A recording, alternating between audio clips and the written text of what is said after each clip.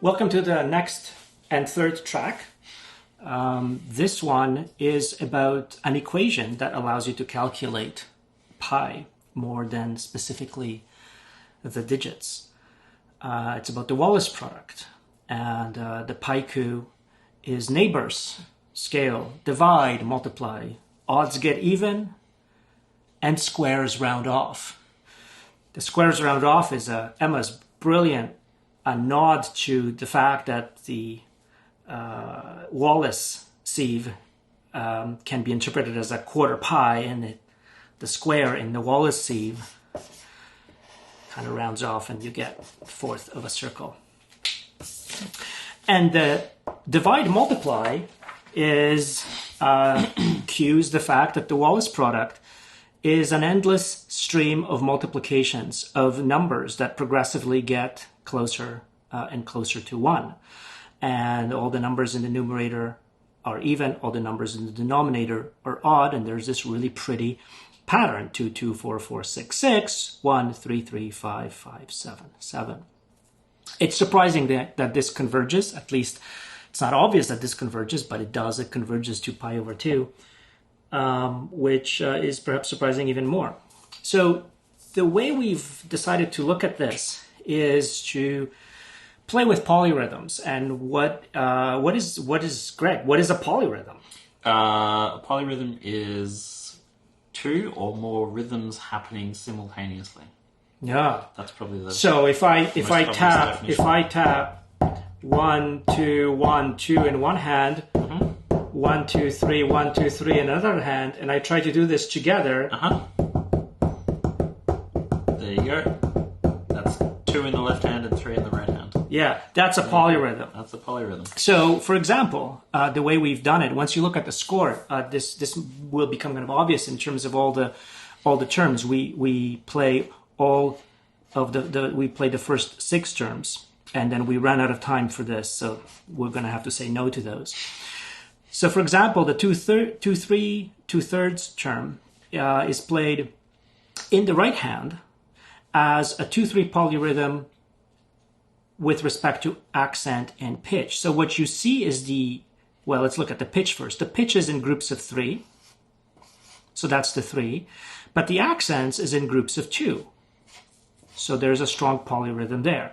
And frustratingly, the left hand interprets this as a pitch accent polyrhythm. So what we have is we have pitches in groups of 2 and accents in groups of 3. So the accents line up with the pitch groups of the right hand, and it makes it actually quite challenging to play, because you not only have to worry about the pitches, you have to worry about the accents.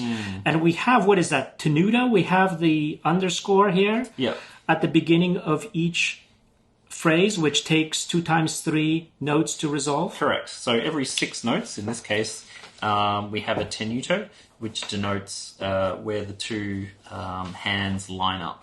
And that's quite kind of clear in the performance that we have. Okay. Yeah.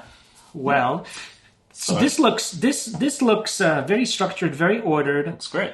It looks uncomplicated, perhaps. Very mathematical. Very mathematical. I wouldn't maybe go so far as to say uncomplicated, but very mathematical for sure. All right. Very mathematical in a complicated way. And so we are asking you to play mathematically. Indeed. Yeah. So you see the 2/3 term being played here. We play in ascending pitches first in the right hand, and then we do this 4 times to establish that phrase, and then we play the same thing 4 times in descending pitches. And so this entire set here, these 8 bars that we repeat here is one term, and then we go to the next term in the Wallis product, which is 4 over 3 here. Yeah.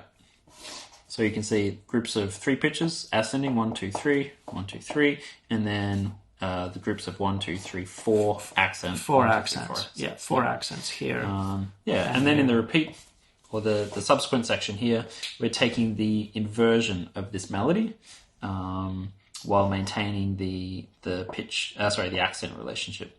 How did you pick the pitches? The pitches, when I was initially kind of sketching this piece, I really wanted it to be kind of playable. as the piece developed, it became harder and harder to play, so that became less of a concern.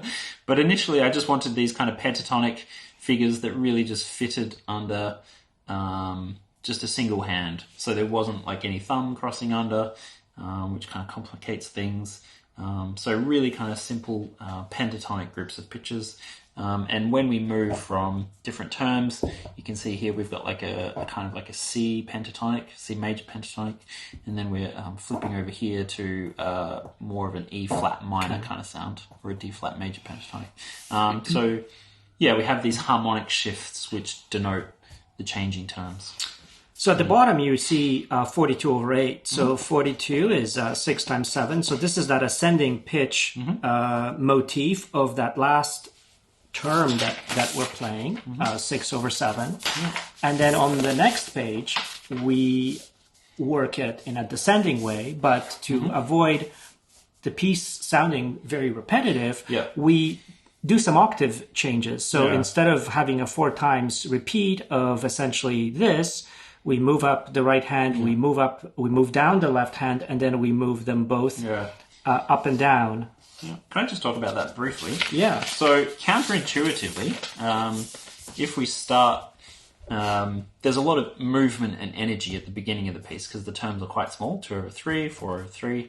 But as the piece progresses, you can see the time signature expands, the length of the musical phrases expands, so that the musical energy kind of dies away from this kind of intense, frenetic repeated pitches. Because there's bigger and bigger distance between adjacent accents. Correct. And so there are oceans of... So it kind of has this feeling of like stretching out. So by the time we're playing a phrase that matches up every 42 eighth notes, we're really kind of stretching the musical texture. So this idea of introducing different octaves just kind of creates a little more variation as the piece goes. So you see the 8VA says play these notes an octave higher than notated. 8VB play these an octave lower than notated. And then if we wanted, we could play progressively more like the 8/7 term and so on. But we capped the length of each track to about 2 minutes, which makes it digestible, makes it playable, and does not strain the audience too much. Yeah. So on listening to this piece, this sounds very much like Steve Reich, piano phase. So it's really kind of referencing that minimalist pianist, minimal piano kind of literature, and it really fits nicely into that category. Fantastic. Which is great. Yeah. It's a really fun piece of music. We hope you like this track. Yeah.